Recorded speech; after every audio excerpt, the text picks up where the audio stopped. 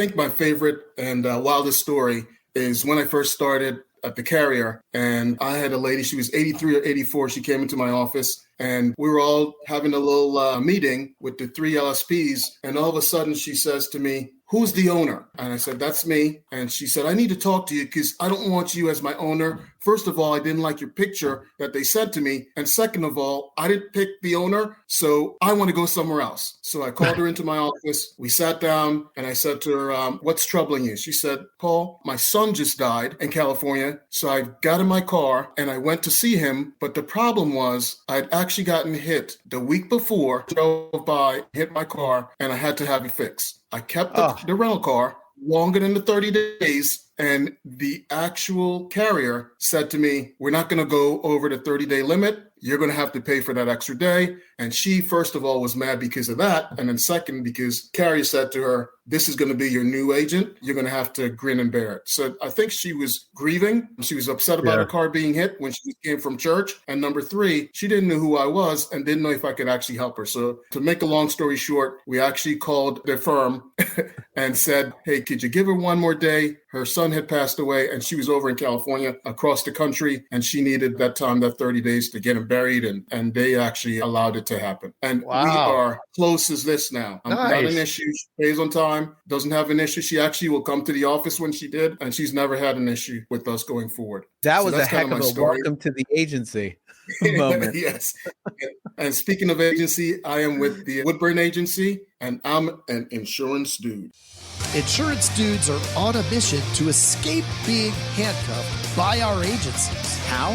By uncovering the secrets to creating a predictable, consistent, and profitable agency sales machine. I am Craig Pretzinger. I am Jason Feldman. We are agents. We are insurance dudes. Boom! Oh, Love it. I'll tell you a secret. When a client walks in to Jason's office and says, "Who is the owner? I need to talk to the owner," and he's the one standing there, he will say, "Hold on, let me go see if I can find her," and then he'll run away.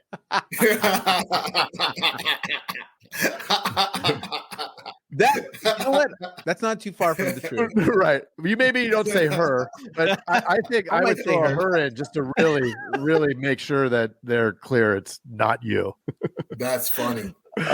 That's that funny. is too funny. Yeah. Cool. Well, welcome, Paul. I was super excited to have this chat today. I love your background. If you're listening, you don't get to see the awesome picture of St. Thomas in the background. And that's the U.S. Virgin Islands, right? That is correct. My home state, or I shouldn't say state. So help me understand, because you said something about Philadelphia earlier.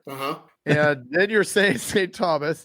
And my understanding is they're nowhere near each other. They're a little far apart. Yeah. I would say. You would be correct. You probably got an A in geography, I would say. No, I highly doubt that. You didn't get an A. I went through the American school system. We don't know anything. So do you live in St. Thomas? I went to school in St. Thomas, and my parents said, "Hey, you're going to college?" And I said, "Okay." And we had someone come down from Wisconsin for college day because we couldn't go anywhere. It's just too expensive, obviously, to go anywhere to actually look for colleges. So they said, "Hey, Paul, why don't you come to Wisconsin? Snow is just like sand, just a little colder." Just take that in for 1 minute. It's like sand, just a little colder. And you send me to Wisconsin. I've never heard that one. That is hilarious. Very optimistic way to describe it. But here's the thing. I was a biology pre-med major with minor. So for me, I said, I'm a smart kid. Here's what I'm going to do. I know water freezes at 32 degrees. So what I'm going to do is I'm going to go down to my little supermarket, get me a jean jacket. That's what I said. Get me a jean jacket. I went back home. I put it on. I opened my freezer and I said, you know what? It couldn't ever get colder than it does in that ice freezer that I have. And I opened the freezer and I'm like, I'm still warm. Yeah. I'll be okay in Wisconsin. It's easy. Minus 20 degrees. No one told me about wind chill. So there's wind chill. Nobody ever says anything. And I wish I could have found that lady, that recruiter that got 6 of us to go to Wisconsin. That's how it started. We need her to work at the office selling insurance. She probably could. She'd do a great job. You fly down to an island and tell people to move to Wisconsin. Unbelievable. And we fell That for is it. crazy. That's a tougher sell than insurance. Yeah. We didn't know. We had no inkling as to what was going on. We didn't know windshield. Like I say stuff to my mom now, and I say, hey, Mom, it's 20 degrees today. And she'll say, okay. She doesn't know. It's 88. How do you compare 88 every day to 20 degrees? She doesn't know. And it's always 88, right? And it's always 88. Exactly. Well, at nighttime, she gets a little cold. It gets to 80 at nighttime. She's freezing at 80 degrees at nighttime. So that's the kind of stuff we had to deal with. I think I couldn't stay there any longer. And I moved to Pennsylvania to finish out my college career. And that's how I met a young lady. And I stayed. So you stayed in Philly. That's kind of my... Super cool. So I stayed in Philadelphia, in suburbs of Philadelphia. So Geno's, or what's the other one? Geno's, or is it Pat's? Are the two cheesesteak places? Is it Pat's? I would say Geno's, but for me, I usually don't go to either one. Just that's tourist, to be honest, that's more of a tourist, tourist spot. Kind of like when I lived in Seattle. It's watching the guys throw the fish. Right, the fish market. Once you see it twice, you're like, what am I doing? It is kind of cool. I've seen people throw fish before. I don't know why they throw those fish. Where are we going with it? Yeah, same thing. Dude, I love St. Thomas. My first daughter, but right before she was born, we had friends that went out on a cruise ship in the Bahamas, and my wife was pregnant and was throwing up, so she couldn't go. And like a bonehead, I went, which I couldn't get away with that these days. That's for sure. Oh, no. So I went for a week, and we went to St. Thomas and St. Martin. Is that St. Martin? Well, it just depends on your St. Martin. Yeah. Well, anyways, dude, I came back from there, and I told my wife, I said, we're moving. We're moving to St. Thomas. Like, this is the best place I've ever been.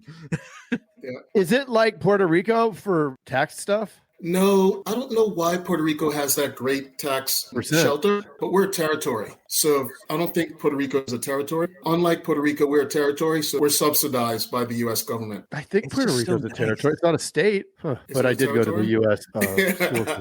Who knows? Could be a company.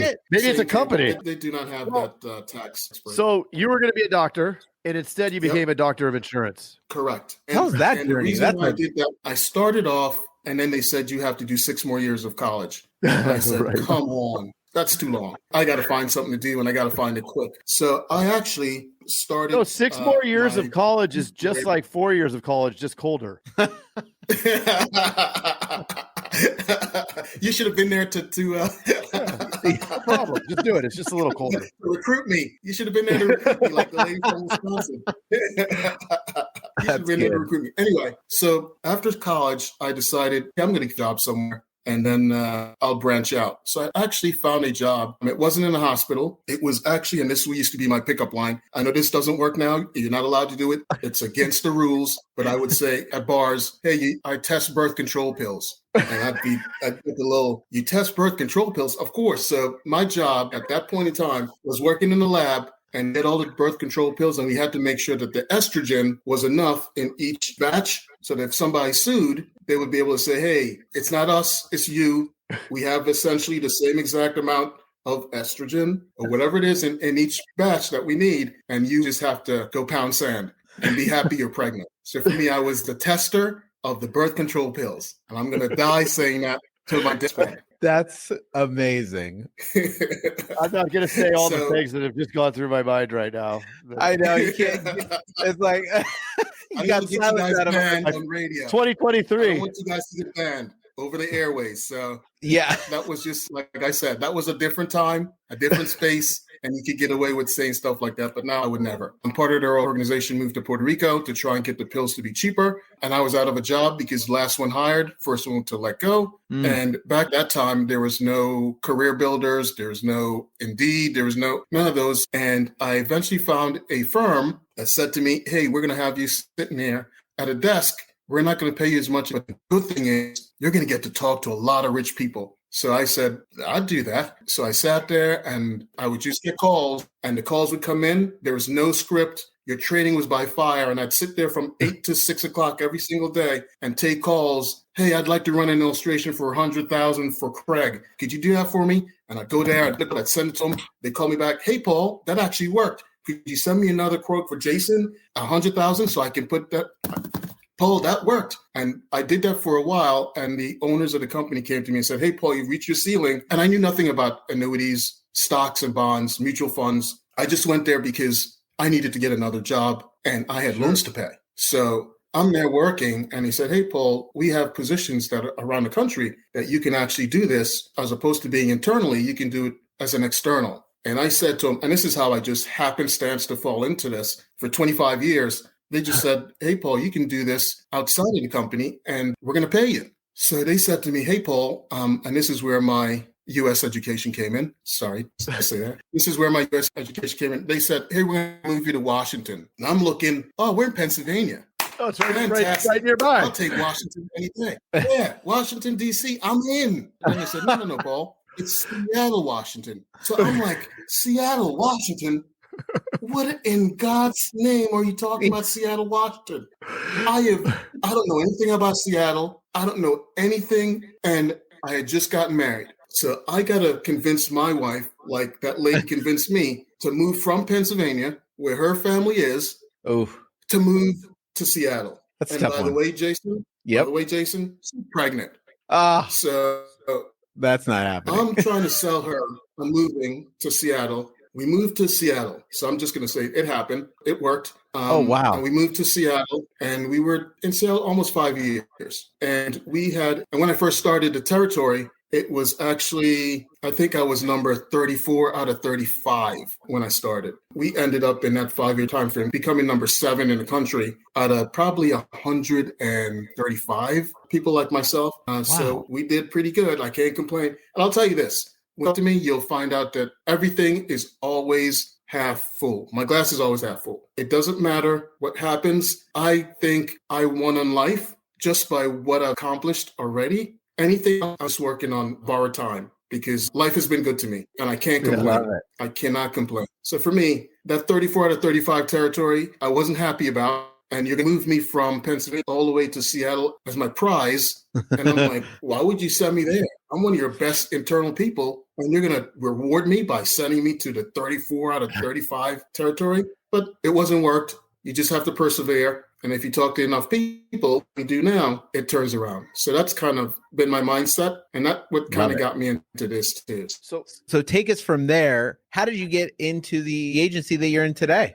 Okay, so great question. The market went south. 2001 happened. And the investment firm I was working with decided that, hey, Paul, we're going to give you less of a territory and less of a territory in space and less product. So they cut my territory in half, cut my products that I sold in half. And my wife's grandmom was gravely ill and she would fly back and forth. She was pregnant and she had our little guy and she'd fly back and forth from Seattle all the way to Pennsylvania and it's a flight. So it became tough and it didn't make economical sense. So I said to them, hey guys, I'm glad for the opportunity. I hate to leave you guys after 10 years, but I do have to do what's best in my family's interest. I came back and I looked for something. I found another investment gig, of course. And I stayed there for a little bit until the market tanked again. And this time I'm getting a little older. My kids are almost teenagers. I'm getting ready to go to college. And I had to decide whether I can go on this roller coaster as much as I did now, because I went somewhere else and I was the number one person for them. The problem is once you get cost cutting, they cost cut and you're part of the cost cutting, even if you did well. So what determines that I can stay with the company, even if I do as much as I can? What determines that? Results. Yeah. If the results are there and I still get cut, I got to find a new solution. So for me, I said, I'm not going to keep doing this over and over again. I got to decide that I'm going to try and fend for myself. And if I succeed, I succeed and it's my doing and I get to reap the benefits of it. And if I don't succeed, that's on me too. But at least I'm not going to fire myself for being successful. So that's how I got into this. And I tried a whole couple, I'm not going to give out all the results because I thought they were really good, but I'll tell you one. I tried to go into Chick-fil-A. I don't know if you know how Chick-fil-A works, but they're fantastic. No money up. You don't put any money down. They pay you a salary. You just have to be there and they build a store for you, do all that stuff for you. And all you do is stay there and you have to do it for 2 years, I think. And then the third year, you're on your own, which is a fantastic model that I would in a minute. It's tough to get in. You're absolutely right. It's tough to get in. But that was one of them that I looked at that I thought was going to be a phenomenal story, but it just didn't work. Not that this isn't just as good or better. I don't have to stay there on the weekends and at nighttime and miss out on my family. But that was one of the things. Check cashing was another one, which my wife is like, you're crazy. Who would check cash? But it just depends, ROI, and if it makes sense for you as a business. But that was kind of where I was going to at least try to stay. And I ended up saying, I want to stay where I'm still kind of in the investment world, but I still help people and what to do the retail space, which is extremely tough and hard on someone. Work-life balance was going to be tough. So tough to balance in those places that are not office hours. Correct. It's open all the time. It's tough. What's interesting about Chick-fil-A